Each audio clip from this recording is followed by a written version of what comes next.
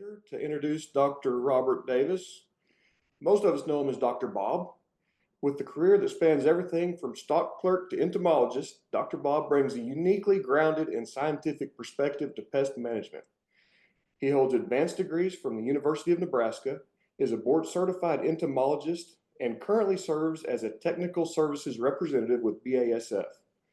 With over 25 years of research, publications, and industry presentations, please welcome Dr. Bob.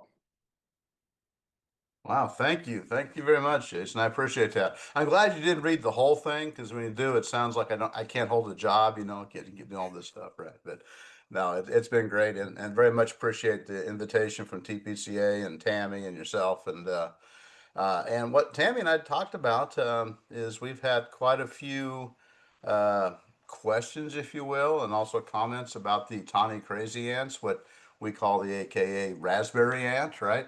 So I thought I might focus on that today. And if you have any questions, comments, I mean, you can throw them in the chat. But as we get to the end, we'll definitely have time for discussion and talks. And I'd love to hear from you folks what you folks are seeing out there too. I can tell you that the ants are spreading. We're in the time of year now where their brood production is massive and they are taking off in the areas they're at. And of course, people are moving them to other areas. And we've even got two new counties here just recently that have been seen as having activity. So, Jason, Tammy, I'm going to do the normal virtual thing, which is I'm going to show my screen Sounds good. and see if I can make all this stuff work, right? So do we see the slide? It looks great. All right. Okay, we'll go ahead and start here. And there's my contact information. Many of you reach out during the year, and I appreciate it. I learn a lot from you folks, and hopefully I'm able to provide some service and help too. And I do want to mention my colleagues, Martin Halfley up in the Dallas area. And if you see Martin here in not too distant future, his dad just passed away also. And so this week they're doing the family things there to take care of each other too. And also Doug Gibbs. Doug Gibbs is in the Houston area, and he's my our sales representative in that area too. And both of them, if you know them, you know they're technically and customer service wise, they're extremely competent and been with us in Texas for many years. So please reach out to us, let us know how we can help, and we'll go from there. But as you can see, I'm going to talk a little bit about tawny crazy ants, which many of us know as raspberry ants, and we'll talk about that in a second. And their Nylandaria fulva. That's the actual generic name or genus and specific name that was given to them by the Entomological Society of America. And I'm going to share with you some results of using both Termidor but also Alpine that we've done some research with Texas A&M, Dr. Robert Puckett, and some others, and it's shown some excellent results. But it's a special protocol, so I kind of want to go through that. So we'll talk a little bit about TCAs, their spread, a little bit of their history, talk about the Termidor, the Alpine, show you some data, and then of course lots of time for discussion, right? But I want to take a moment. Jason asked me what's going on, right? Well, one of the things that we're doing this year is we have launched our new product, Redesco. And maybe some of you have seen this, some of you play with it. If you have, I thank you very much for that. It's a combination chemistry. We launched it in January. You can get it from all the distribution partners. And really what it is, it's a dual active ingredient. It's got the Alpine dinotefuran with the Fendona alpha cypermethrin in the same material. And it's really an easy mixing type of thing because it's a dry formulation, but it's 19 grams per gallon. There's no high, low, medium. That's what it is. 19 grams, very simple. And I'm going to tell you what, it works fast. I'm seeing large pests, large insects go down quickly after treatments. So you think about that curative situation. I got a problem. They're going to have a picnic this weekend, an outdoor wedding, whatever it is, and you need some fast control. This is a great tool for you. And it can be outdoors, indoors. It's got a pretty broad label with it too. So lots of different opportunities. It's available for commercial sites, residential, outdoor perimeters, and places like that too. So if you'd like to give it a try, please do. It works really, really well on lots of pests. But we're seeing very good results with the larger roaches and also ants, but spiders, really good results on spiders too. Okay, so I'll get on, but I want to share with you some of our new innovations. That's what we do at BSF. If we're not bringing you new stuff, then we're not doing our job. So I want to share that with you. So let's talk about TCAs, tiny crazy ants. And I'll start this video here. And in this video, you can see I've actually put out a little bit of advanced 375A, and you can see I'm picking up this ant bait and moving it around. But what makes them problematic? Well, it's the numbers, right? Because these groups have lots and lots of females. We call that polygyne, right? Poly meaning many. So lots of females. In fact, maybe 10% of what you're seeing might be queens, right? And of course, they can kick out lots of eggs. And with that, of course, they have huge populations, and the huge populations is what are the problem. And then they have to feed all these ants, right? So they have to go out and they have to find proteins. They're into ground nesting birds like quail eggs. They're crawling up the trees and finding different areas there. They're hitting lots of pests and insects and small rodents and honeybee hives, whatever it is, and they're hitting them hard, right? Because they need the food to support this massive populations. And they're not really like central mound builders like fire ants. They're just not. They kind of spread out more like you would see like Oder's house ants or something like that. One thing besides the numbers that say, oh my gosh, I think I got these tiny crazy ants, is all the workers that you see, like we were watching that video, every one of them is the same size. You think about fire ants, you've probably seen that really special wheel, that picture that Dr. Dries put together years ago from A&M. From one mound in the fire ants, he found 64 different distinct sizes. And that's the same species in the same ant, right? But different sizes. That's polymorphic. Tawny crazy ants are all the same size. That's a good indication you might have those. And we call them crazy ants. You can see from this video, you can see how they kind of have a loose trail, but they kind of run around like they're kind of crazy, right? That's why we call them crazy ants. So when you see, like, all these are the same size, and you can see lots and lots of numbers. That's the biggest clue. And then you can see they kind of have this meandering, but it's along a trail, but it's kind of a meandering type of approach, right? And that'll tell you what's kind of going on. So they're about an eighth of an inch long, kind of reddish brown ants. I'll show you some close-up pictures here in a second. And these loose foraging trails. And like I said, they're not really mound builders, they're not centralized nest type creators, but they just get into all the debris of the area and the leaves and places like that.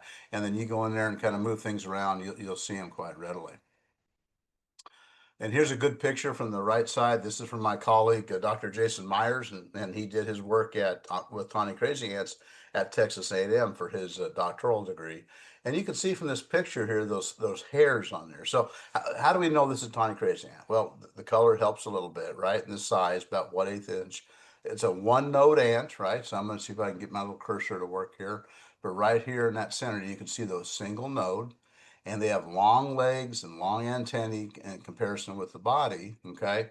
But also, if you count these segments, there's one big segment here that you got 11 of them down this way. This is a 12 segmented antennae, and there's not an enlarged club on the end, okay? It's not enhanced club. The other thing that really jumps out are these hairs here on top of the mesothorax. So those are rect hairs, those pairs of hairs. When you send this to Dr. Puckett at A&M, they put under a scope. They look at all these things, but they really look for those hairs. So, if you got a scope, you got a magnifier, you can certainly do this. But really, the numbers and all the same size, and a little bit of the color helps too. They do have an acidopore at the base, which is important. I'll show you how that helps them with their formic acid as part of what they do. Here's another video I took, and you can see I put out a little bit of advanced bait again. They're kind of moving it up and down. But they are omnivores, right? And I got a picture up here on the right of this, honeydew and ant tending and aphids and that type of stuff too, because they're going to feed upon all these types of things. They can feed upon carbohydrates like from the honeydew. They feed upon proteins from the pests or the rodents or the eggs that they find, right? And they eat sweets and greases and oils and proteins. And they will take our baits. Now the problem with us trying to use a baiting approach with these ants is when you got hundreds of thousands of these ants, you can't give them enough bait to take them out. Now, if you find a new population that just got moved into an area very recently and they haven't got to the hundreds of thousands yet, yeah, baiting should be part of what you do, right? But if that's all you're doing, and like for fire ants, man, baits, fantastic. It doesn't matter how many fire ants, I can bait them out, right? But tiny crazy ants, it's a different ballgame. Okay. So this is a fantastic video, and this is from Tom Raspberry with Dr. Jason Myers, and Tom's out of the Pasadena, the South Houston area. And I'm going to start this video. It's just fantastic, and you can see the numbers I'm talking about, right? And this is some siding, some sheathing that was left outside and kind of stacked together, and you can see the numbers on top. But what a fantastic habitat, right? Because you can see as in a second here, they're going to lift up this sheeting, and you can see between them the type of habitat this is. It protects them. It's got humidity. They can forage out to find food from it, and the numbers are just massive. Now, they're not really medical pests. They don't bite. I mean, they kind of bite. I mean, if you put your hand in there, you can kind of feel something, but isn't much to it. Look at those numbers here. I mean, between every one of those layers of this siding, right, it's just full of the ants. Just massive, right? They don't sting, right? So they're not a sting like you have with a fire ants or something like that. And as far as we know, they're not, vectoring diseases and that type of stuff. So medically, not really a massive concern, but the numbers are just so. I mean, look at Tom's boots here. You can see they're all over Tom Raspberry's pants and legs and all that. Again, they don't bite, they don't sting, that kind of stuff, but the numbers are just massive. Okay, so what's happened? Well, they're an invasive ant. What's that mean? Well, they don't belong here, right? They were brought in from somewhere else. Like fire ants are invasive, like the Formosan termite is an invasive pest, right? We have quite a few invasive pests and plants in Texas that have been brought in from other parts of the world. So Tom Raspberry, that's, and many of us remember it was called the raspberry ant for many years because Tom was the first one that kind of found them in 2002 in the port of Houston. And he went and took him to that time Dr. Gold at A&M and said, look, I think these are different. Something else is going on here. And they started looking into it and they said, yeah, this is not the same ant that we've seen before. And they were able to determine that, well, it took a number of years to figure out exactly what species it is because there's a similar ant that's in Florida and some places like that too in the Caribbean. But anyway, they were able to do the diagnosis and determine that it is this Nyland area fulva. So 2002, kind of the port of Houston, then it started spreading, right? 2005, adjacent areas in Pasadena. So it's taken a few years. They're moving themselves, but people are also moving them, right? People are also moving them. Look at 2006, really getting through the Metroplex when it comes to the greater Houston area. 2007 up into Conroe, out into East Columbia, out into Manville, Pearland, Baytown, really starting to get moved around. And people are moving these around. They're moving around potted plants. People sell a house, they move somewhere else, and they bring them with them with their, the material they take with them. They're stuck in the RV, wheel wells, whatever it might be, right? 2008, spreading even more. And the other thing about it, not only is spreading outwards, but these areas internal, the numbers are getting larger all the time, right? They're taking over more habitats. Where are we at today? Well, currently we have 46 counties across Texas that we have found these ants. And two of them are brand new. So actually we're 48, but they were just identified by Texas A&M. Dr. Puckett got the samples, took a look at them and said, oh, we got another county. And we have these two new counties, and that's Burleson and Guadalupe counties that just were identified last month. And they're going to be added to the terminal label here, which I'll talk about in a second, right? Now, here's the message I want to make here. If you are in a county that is not on this list, and you believe you found these ants, go ahead and bag them up, pickle them, put them in get some isopropyl alcohol and put them in a vial, and let's get them to A&M. Because and you can get them to Molly Keck in San Antonio, you can get them to Wizzy Brown in Central Texas, you can get to Janet Hurley up in Dallas, and certainly Dr. Puckett at Texas A&M. You get to me, I'll be happy to help, right? But the idea is, if it's in a county that is not on this list, then they're going to identify it. They're going to let Texas Department of Ag know they're there. And then we're going to have additional options for control, right? And that's really important. I'll tell you about those options here in a second. Texas is not alone. This is happening in Louisiana, right? So in Louisiana, these are the parishes here as of earlier 2025 that they have been found. And I'm no doubt they're in Cameron, and no doubt they're in Beauregard, right? And there are different areas there too. But just the samples have not been sent into LSU for identification yet. And these 4 southern counties in Mississippi have them, and now Dr. Santos Portugal is at Mississippi State University, and he started to do some surveys down the southern counties to find to see the other counties they might be in. Okay. So how are we spreading them? Like I said, people are moving them around, right? This is really happening. And there is no quarantine. This is not a medical pest. It is somewhat of an ag pest, especially for the bees, because they'll get into the colonies and kind of hammer them hard. But we're moving them. People are moving them. And this is probably the biggest story about moving them.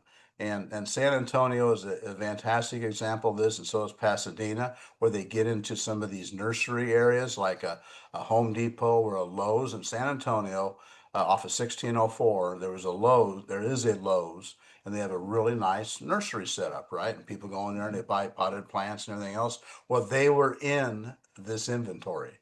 And then as this inventory was being purchased and moved, people were taking them to all these different neighborhoods in San Antonio.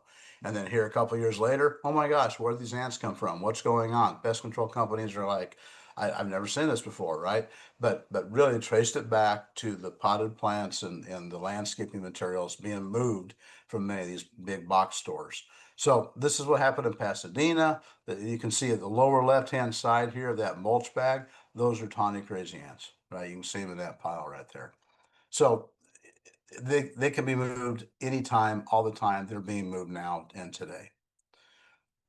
Love this picture here. This is a treatment that was done at this structure with a terminal treatment, and look at the numbers of dead ants. That's not sawdust. That's not pollen. That's not, that those are dead tawny crazy ants. So what happens with many of these treatments is, of course, you can do a repellency treatment and push them away. Well, you push them away, but you still got hundreds of thousands of them on the property. In this case, we killed tens of thousands, hundreds of thousands of ants, but then the live ants are going over the top of the dead ants, right? So, keeping the treatments going is really important. Now, you notice I put pets up here. There were instances, especially in Houston, where the numbers were massive. The dogs and cats wouldn't go outside to do their duty, right? They had ants all over, right? So then, of course, they were doing their stuff indoors, and that was a problem too. And this is a big one, right? There were lots of folks that were having trouble selling their houses because during the season when these ants were active, people would come look at the property and then say, "No way," even with great, trying to do control, there were still lots of ants on property, and people having trouble selling them. Like I said, not a medical pest, don't bite, don't sting, all that kind of stuff too.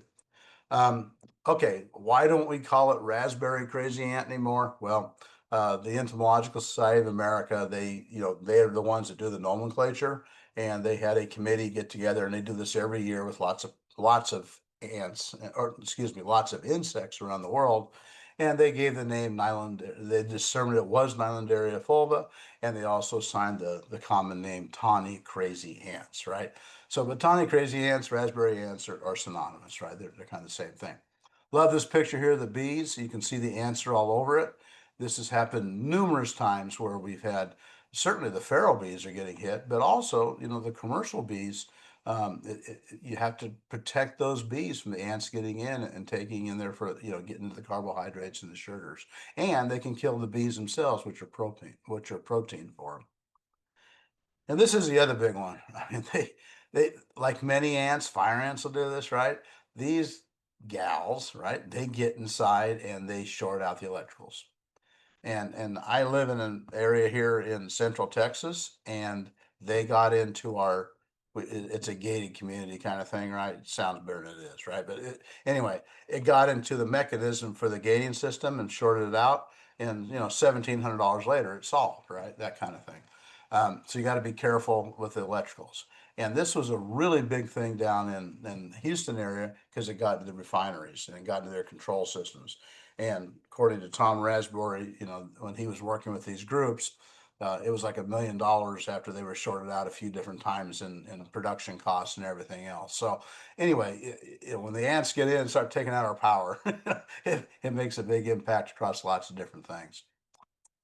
So kind of interesting, right? What about fire ants? You think, well, won't the fire ants take them out? And the answer is no. These animals are actually very good at actually dominating the fire ants, right? And Dr. Ed LeBrun, who's at the University of Texas here in Austin, and he did this study, and here's the paper if you'd like to look it up in 2013, and he shows how crazy ants take formic acid or an excretion from their glands, from their acidopore at the tip of their abdomen, and they put it on their body like you would put mosquito repellent on yours. Okay. And then what happens with this material they put on their body? It detoxifies the crazy ant venom. Is that crazy? I mean, that's just really pretty neat, right? I'm gonna see if I can start this YouTube video. Um, Tammy, Jason, are you seeing the video? Why did I say I'd man the grill? Yes, right now it's just the Okay, ad. now I gotta yes. skip the ad. You know So how this that is a goes. video of Here we go. competition between tawny crazy ants and imported fire ants. The ant on the left is a tawny crazy ant. Larger ant on the right is a fire ant. See the stinger and the droplet of venom on the imported fire ant that the crazy ant just took off of the stinger. That should be fatal because it's extremely toxic. The ant then goes off screen and then comes back. Continues to attack the tawny crazy ant, continues to attack the fire ant, investigates the venom. And then in a second, you're going to see this behavior where it touches the tip of its abdomen to its mandibles, right coming up here, and it's actually extracting some fluid from its venom gland that it then will distribute where the fire ant venom is. Coming up again, it's going to do that behavior right there. Here's that behavior up close. It's about to take a drop of formic acid, its own venom, from its acidopore and its abdomen and redistribute it around its antenna and face that have been affected with the imported fire ant venom. And then it will proceed to groom and distribute it. This is a very effective means of detoxifying fire ant venom. So pretty neat. Okay, are we back to you can see my slide? Just verify. Yes, sir. All right, thank you. Fascinating, right? I mean, everybody thinks Mother Nature's so nice out there. No, there's chemical warfare going on all the time. This is one example of it too. But my gosh, these guys can take out our fire ants. Now, I will tell you, I've spent a lot of time in neighborhoods that have lots of these crazy ants. I mean, we're talking hundreds of thousands to millions. I'd rather have the fire ants any day, right? I mean, I can control both, but it's a lot easier to control fire ants with our Texas two-step and the baiting protocols and the things we have today than it is to control these fun animals. Okay, you're the pest provider. The property owners are going to be looking to you like, help, what are we going to do? And it could be commercial, industrial, it could be that Home Depot, it could be that Lowe's, it could be Mr. and Mrs. Jones' house, whatever it is. Well, we're going to go back to our basics too, because anytime we can reduce habitat, that's helpful. We take away some of their food sources, that's helpful. All that helps, right? So IPM reports, putting together ideas of what they can do. One of the hardest accounts I worked with was actually in Alabama, where they actually have these ants too. And I'm going to tell you what, there was so much leaves and organic matter and debris across the properties that the treatments couldn't get to them, right? So we had to focus with them, the property owners being them, to mow some of this, remove some of this, get it up into an area where we could get our treatments to them. So when we can reduce harborages and seal garbage and all that, and controlling some of the honeydew producing insects, all these things help. Will it make all the difference? Probably not, but it will help. And of course, if you can do exclusions to keep them coming inside, that can help too. Here's that video with some of the baiting again, when I was showing with the advanced 375A. Now, I like the baiting, and I will say they don't take red imported fire ant baits very well. Okay. I'm not saying there isn't any impact from them, but if you look at the research and what they've done, they just don't take the fire ant baits that well. So and it's just a different methodology. Okay. But they do take the 375A advanced bait and the advanced granular carpenter ant bait. They take that pretty hard. Now, again, this time of year, you go into an account and the whole neighborhood's got hundreds of thousands to millions of ants. You can't give them enough bait, okay? But there are times where I think it makes a difference. When they first get into a neighborhood for the first time and you're finding them early and the numbers are lower, I would put baiting in as part of my protocol.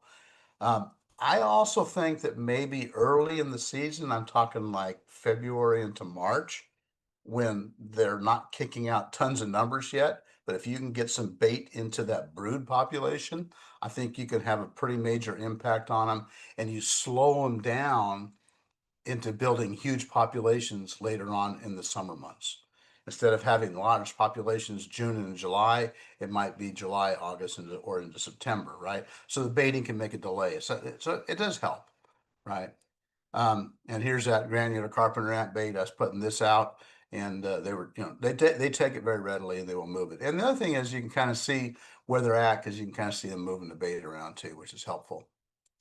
Here's a kind of picture of that. And of course, all the distribution partners have it. The 375A worked just fine. If you got the granular carpenter ant bait in your truck and you want to try that early in the season, or it's a smaller population, you think you can hit them hard now, then yeah, I would go ahead and do that. Okay, so different things to do, right? I mean, this is where you want to hit them hard.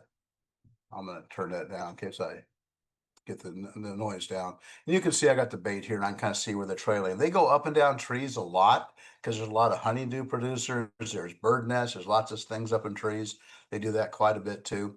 But when I put a plan together, I'm going to show you a protocol you can utilize. Hit them hard. Hit them hard, hit them fast. And the protocols that we kind of developed with Texas A&M and some of them, they're actually providing, even in the middle of Houston, in the middle of the summer, when the whole population and the whole neighborhood is huge, we were able to give individual property owners really good relief for up to about 3 months. And that's pretty darn good, right? Because before it was like 3 days, 5 days, right?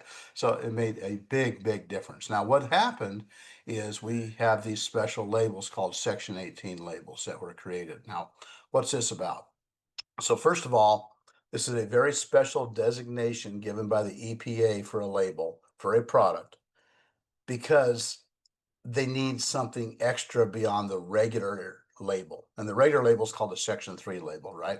So what happened is we worked with Texas A&M years ago to look at a different treatment protocol that was more extensive with Termidor, and we showed that this made a big difference. So the EPA has created a special label.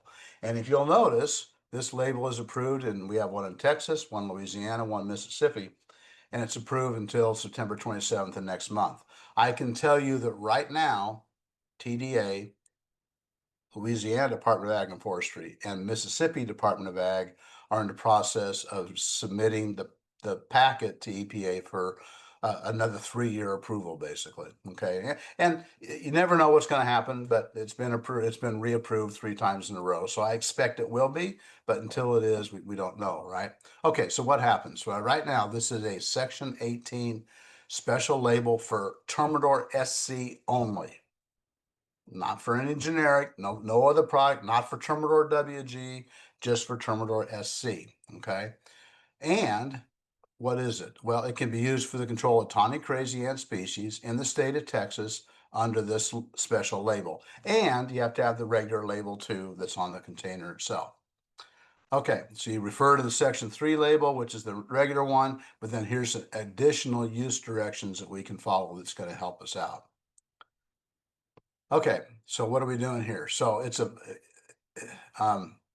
you have to have your PPE on, right? Make sure you do that. Somebody comes out, wants to visit with you and all that while you're doing treatments, they have to step back. They don't have the PPE on, just like your regular product treatments that you do across the board. Okay, with that. Now, this is really important. I get homeowners that call me that say, I want to buy Terminor to do this. And I tell them they legally cannot do this application because it's only approved in Texas, Louisiana, Mississippi for individuals that have professional licenses. You are the only folks that can do this, okay?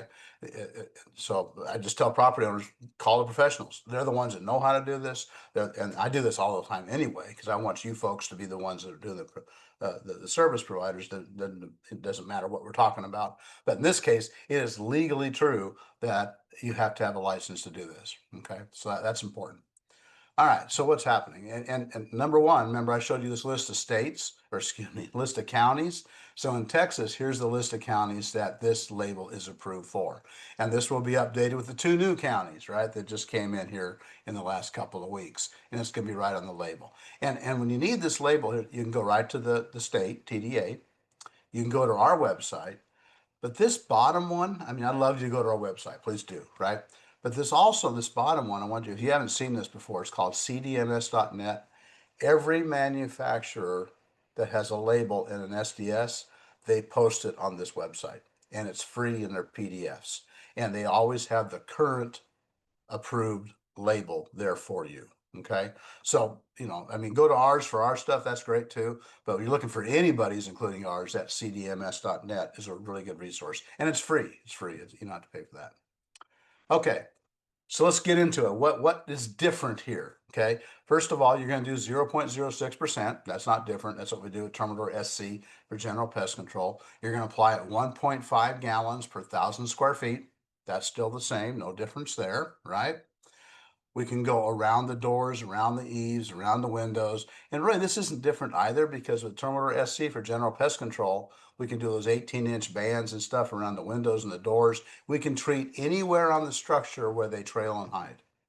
Okay, so if you think about that, you can be on the roof, you can be on the eaves, the soffits, all that too, because they can trail and hide in those areas. Okay, so that's important. This is what's different. Instead of 1 foot up, 1 foot out, when it comes to around the foundation, like for the Terminal SC, all of the general pest control treatments, we can go 10 foot out and 3 foot up. And this one's really important here. We can do a 10-foot radius around electricals. Now, why? I got a picture here in the lower right. They were shorting out the landing lights at Hobby Airport. Okay, so part of what we did, the protocol was we did a 10-foot radius around these lights to set up a massive killing zone, and we were killing massive numbers of ants, right? So when you go on folks' property and even out in the landscaping, around the outside, and you see electricals like this, you can start doing some really massive killing zones to take care of a lot of ants, right? So electricals is really critical. Now here's the 3 foot up, 10 foot out. Instead of 1 foot up, 1 foot out, I can go 3 foot up this side of this building, and I can go 10 foot out, okay, on the sod from the foundation. So you start thinking of the amount of killing power. Remember I talked about how we would kill ants, they would go over the top? Well, now your killing power is so much more enhanced away from the structure and up the structure that the numbers you can kill are just massive, right? And you can do this 2 times per year per structure, and you can do them up to two months apart. Okay, so I wouldn't do this in January, right? I mean, maybe if you're in Houston and it's a warm week or two and they're really hitting hard and somebody wants to sell the property or something, yeah, but the brood production even in Houston is not going to be massive in January, right? I would try to do these treatments like April, May to hit them really hard so they have a hard time going on from there. And then I hit them like this time of year when the numbers are really massive if you can. Now, new accounts, and they're hitting you right now and they're hiring you. Yeah, I'm going to do it right now, right? Because I want that control. Okay. Hi, this is Dr. Can you hear that, Tammy? BASF Professional and Specialty Solutions. Yes, sir. I'm in Texas, and I'm at this mailbox drop-off enclosure, and in this area recently had a large infestation of tawny crazy ants move in. And they infested this structure, including the mailboxes. And you can see how that could be a concern as people take their materials back to their homes. So there's a lot of electricity here. And because of that, with the Terminal Section 18 label, I can do a 10-foot radius out from these electricals, which gives me a really good opportunity to go and trace around this entire structure where they were trailing. So I treated this about 5 days ago, and we had huge trails going up around this entire concrete slab, up and down these columns, and even to the bases of each of these mailboxes. So now what I want to show you is the ants that have now died and what's left behind. So looking at the trailing here, you can see these various piles that are here along the sides. Those are the tawny crazy ants that got into the treatment. And then about 3 to 4 days later, we started to see a lot of death. And now here we are about 5 days after treatment. Really focused along the structural edges, which is important for our treatments. But we also have some dead piles that are out here into the dirt away from this also. There is a crepe myrtle here over here to the side, and you can see the irrigation. And they were going up and down this crepe myrtle, so we actually treated a little bit around that also. You can see the piles of dead ants here about 5 days after the treatment. On the back side of the structure, you can see a few piles here, a little harder to see with the leaves and underneath the grass. Now, as we get here to the middle, I think you'll see a lot of the ants. So you see, we had a major impact on this population. Now, there's a couple that are moving around. I can see a few, but it's very, very less material or less individuals than what we had originally. And of course, the Termidor is still here, and I expect to have transfer capability amongst these populations, even as new ones coming in. And there's going to be more and more ants around these acreages, around this neighborhood. So there's going to be pressure as time goes on. Section 18 label with Termidor SC provides an excellent control. You can see some of the dead piles right there too. And how they were getting up into these mailboxes. There's a couple of them moving right there. We'll let them pick up the treatments, transfer it, then they can join their friends in these piles. Yeah, I wish I was a better videographer, right? But here's some of those dead piles again. And what was happening here, this is kind of out in the rural area, but some of these acreages in the neighborhood are just loaded with the ants, and they're starting to follow the edges of the roads, and that's leading them to other areas too. They're going up and down trees. Here's some of those dead ants here at the base too. So, yeah, lots of opportunities for us to provide great control. Let's see. So I can stop that somehow. There we go. Okay. All right. Here's another video here. And I mentioned going up and down trees, Here we right? are looking at an oak tree. And this is actually a poison ivy root system that's finding this tree from the soil below. You can see on that poison ivy structure, you can see all these tawny crazy ants going up and down. So using this as a bridge, that makes it quite easy for them to get up and down this oak tree looking for food. So great opportunity for us to do a little bit of alpine WSG, see if we can knock out this population of this in this folks' yard. Yeah, unless there's electrical around this or within 10 feet of the structure, then this would not be a Termidor option per the label, but certainly Alpine WSG. And I do want to mention Alpine. Many of you have been using it. Thank you very much. Fantastic tool if you haven't played with it. But it is another non-repellent chemistry like our Termidor is, and it has a broad label, so you can put it in more places. Termidor transfers fantastic from ant to ant. Alpine transfers pretty darn good from ant to ant. But since it has a broader label, you can treat more areas, so you actually have a larger impact or footprint because of the label itself, right? And dinoteffuran is the active ingredient. It's a reduced risk active ingredient. So if you have those accounts that are sensitive, daycare centers, nursing homes, hospitals, those kind of things, it's just a fantastic tool. But it's great across the board for general pest control. And many of you know this, you've been using it and working it for German cockroaches, ant control, perimeter, all this kind of stuff too. So it's a really nice uh, dry formulation that you can mix up at the 10-gram rate for ant control. So we would do the 0.1% here when it comes to ants, 10-gram rate. And, we have a very broad label for where you can put it, like ant nests, infested wood, trees, curative broadcast applications, yards, lawns, fields, parks. So in other words, very, very broad, right? Very, very broad. You have to be stay off of the flowers for the pollinators, but beyond that, very, very broad. So what we did is we worked with Texas A&M on a couple different trials, and we looked at Termidor SC with this 3 foot up, 10 foot out, and then the 10-foot radius around electricals. And we also looked at WSG as part of it, away from the Termidor SC treatment, and maybe out into the lawns, the landscaping, along the fence rows, that kind of thing too. And we did a series of tests, and we did them over years to show what can happen over time. Now, how did we test for the ants? It's great to show videos and all that kind of stuff, but what we did is we'd take we'd take hot dogs and slice them up, and then take a flag and stick them in the ground with the hot dog, and we'd come back at like 45 minutes later and take a picture of it, and you count how many ants were on the hot dog slices, right? So that gives us a lure type of thing. So here's a setup that we did in this cul-de-sac, and this area that's number 1, there's no house there. That was our untreated control. And then 2, 3, 4, and 5, the ants were all over this neighborhood, right? We went ahead and did that 3 foot up, 10 foot out, and then selected areas with the alpine out into the yard itself. So here's an untreated control. You can see the ants all over the hot dog slice, right? So we did we did the treatments and we came back with the slices, and we put slices around the fence. That would be the perimeter. We put them on the inner area, which is kind of in between the fence and the house. And we also put them along the foundation.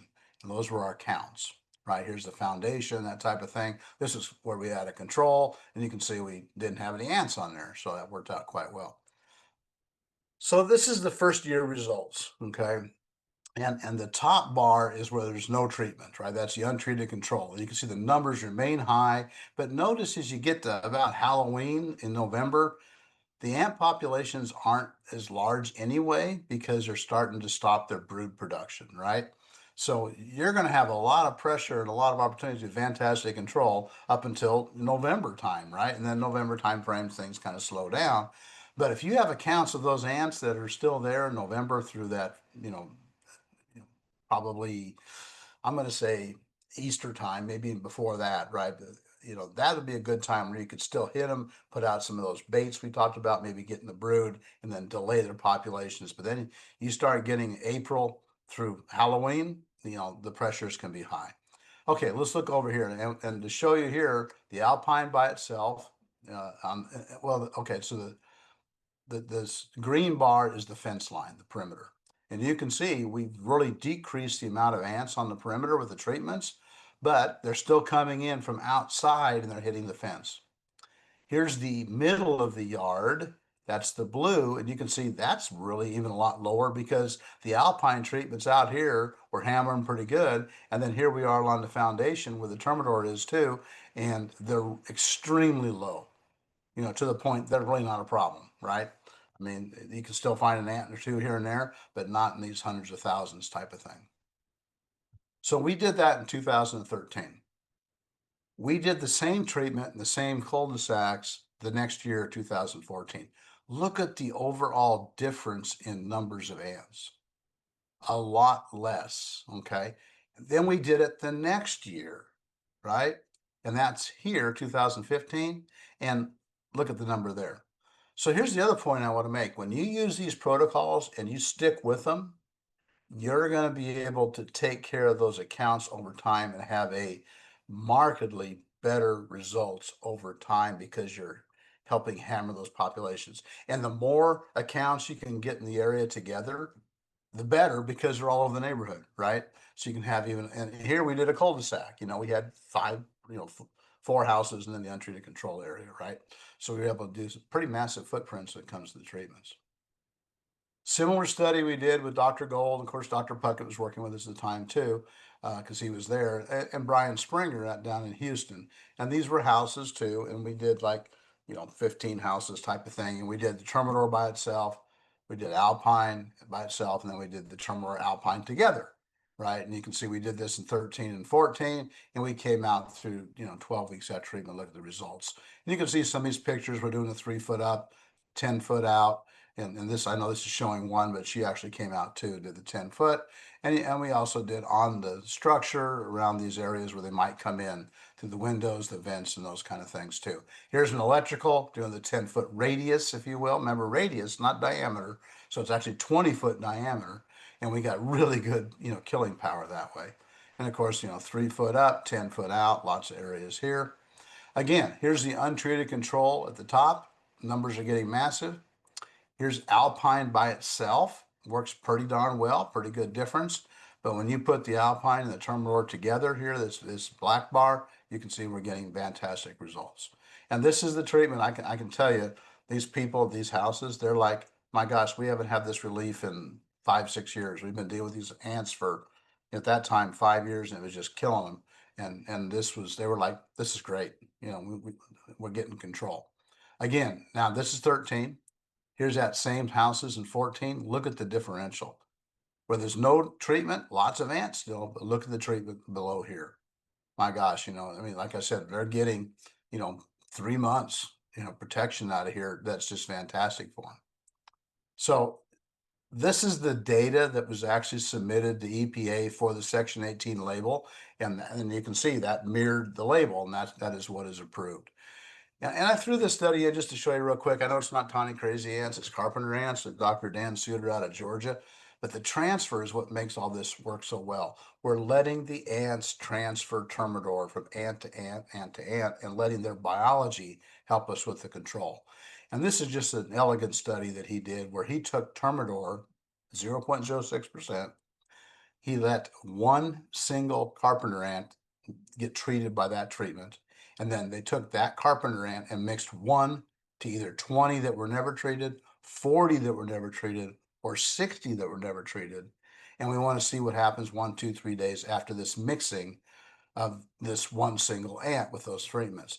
And you can look at the data here, but the point is 1 to 20 kills, that ratio smaller. So more of these 20 untreateds die sooner. In fact, out to 100% at 3 days. 1 to 40 did quite well, but you're diluting that one ant impacting now 40 or even 60 with a yellow bar. So what's this tell me? Number one, we get great transfer. Number two, we as the professionals, we want to create as many of these little time bomb ants as we can because we want those ratios to be in our favor to let them transfer and control as many ants as we can. So you want to have a really good thorough treatment. You want to do your treatments to just the point of runoff. So you have a great loading of active ingredient on the building, on the surfaces out there. And when you see those ants in those trails and stuff, you get the alpine to them, you get the Termidor to them, you let them transfer it and let them do the work for you. And you're going to have some great results. Very similar here with alpine.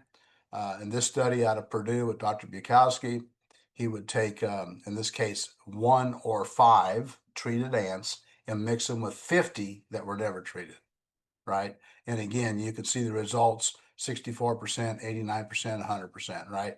That's the lower 1 to 50, but 5 to 50 a little quicker. Again, create as many time bombs as you can with either alpine and or Termidor, let them help with you. So my suggestion is, and if you like, I've got, I can send you the Section 18 labels. I can also send you kind of a write-up of this kind of, about the ants and this kind of protocol. I'd be happy to send that to you through email. I think Tammy and I were talking about it. Probably best that let me go back to the front here.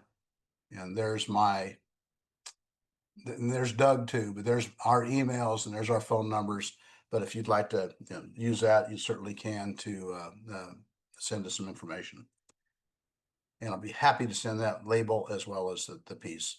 Okay, I'm going to open it up and see what everybody's got to say. I Go am back. turning on giving permission for everyone to ask questions if they would like to. Yeah, it'd be great. All you have to do is just unmute your mic. And Come you on, Tommy. Tommy Cantu always has a question. Come on, Tommy. Where you at, man? Been a long time since I've seen Tommy. all right.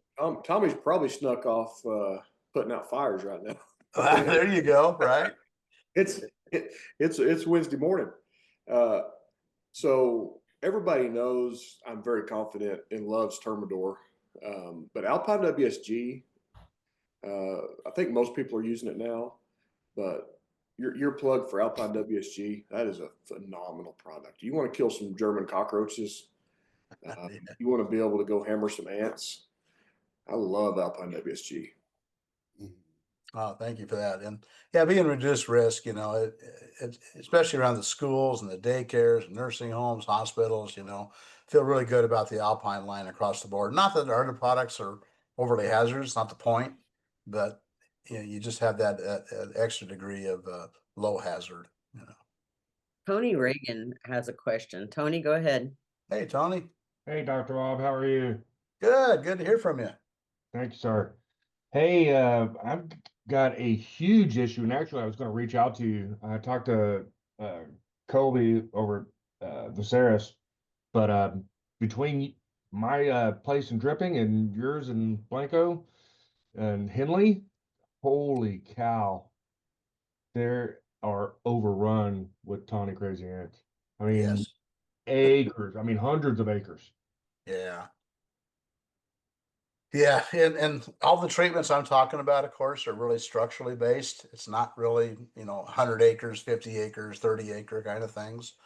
I don't I think we have to focus on the structures. That's what we do, right? Right. And you can use these protocols to get some really good results for the structures, but the people have to know they're part of their habitat for now. Now, what's interesting, Tony, is if we go back to Houston, Pasadena, and those areas now, there seems to be a little less pressure from these ants as there were when they first started 10 years ago. Yeah, I think some of it is we're starting to get a virus or two moving into their populations. There's some biocontrol starting to kick in. And I think we will get there someday out here, but since these are newer infestations, we're going to have to go through the heck for a while. But we can protect the structures, and that's what we do in pest control. So, I've got a potential customer. She's got 5 structures, 3 of them being chicken coops. mm, And they're actually killing her chickens because they're suffocating them. yep. Yeah, they get nasal pores, they get in the eyes. I mean, it's horrible. Yeah. So she's got like 5 or 6 structures on there between a well house, generator, a couple of chicken coops, garage, and several other things. And we haven't touched the account yet. It was a referral to me from a friend of mine.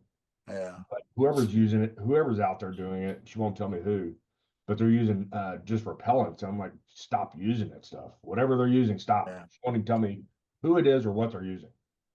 Actually, I take that back. She sent me a label. I forgot what exactly they were using. I think Talstar and something else, but Yeah. I was Yeah, like, and all those products, if you apply them and whatever you get wet, they're going to die, but they're not going to transfer it. And as you said, many times they can be pushed away or repelled from that area, then they don't interact with the active ingredient. So now what I did hear you say, like well house and all these things like that, yeah, there's electricity there, man. You can set up that 10-foot radius around those things. You're going to kill a bunch of ants with that type of treatment you right. know but I'd look them in the eye and say, look, I can protect your structure, and the data is showing if we do this very extensively, I can get you 2 to 3 months of really good control. But we're going to be out here again, and if we do this over the years, you're going to have less pressure over time. The data shows that too, but you have to help me, and you have to let me do this over time, because this isn't a once and done thing. This is part of your psyche now in this area, and see if you can bring them in that regard. But you can do some really good work with them. I mean, you can kill a bunch of ants, man.